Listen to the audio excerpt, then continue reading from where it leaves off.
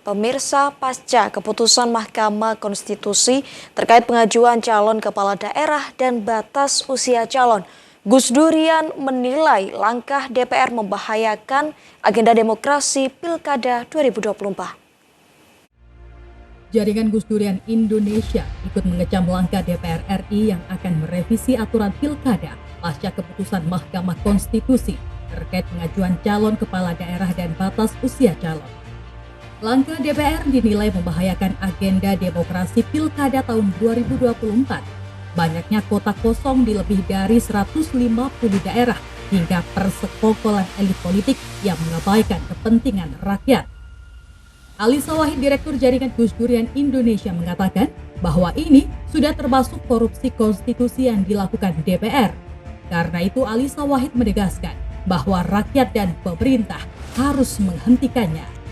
Sementara itu kepada media, Presiden Joko Widodo meminta semua pihak menghormati keputusan setiap lembaga negara yang diatur dalam undang-undang.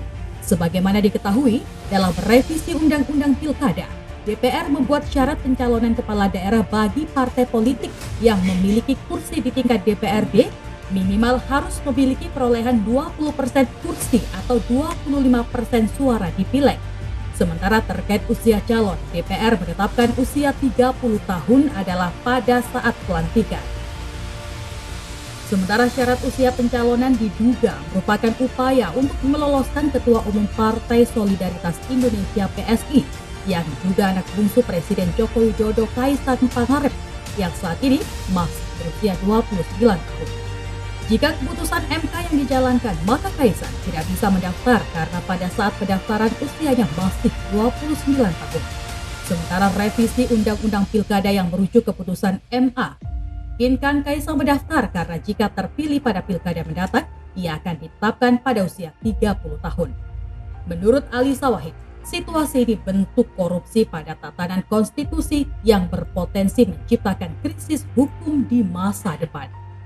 Dalam sistem konstitusi negara Indonesia, keputusan MK adalah final yang mengikat sesuai bunyi pasal 24C Undang-Undang Dasar tahun 1945 yang menyatakan bahwa kewenangan MK diantaranya adalah mengadili pada tingkat pertama dan terakhir yang putusannya bersifat final untuk menguji undang-undang terhadap UUD tahun 1945.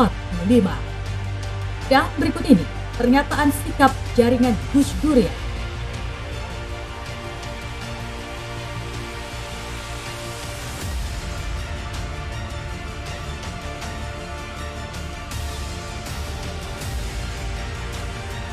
Tim TV9 melaporkan.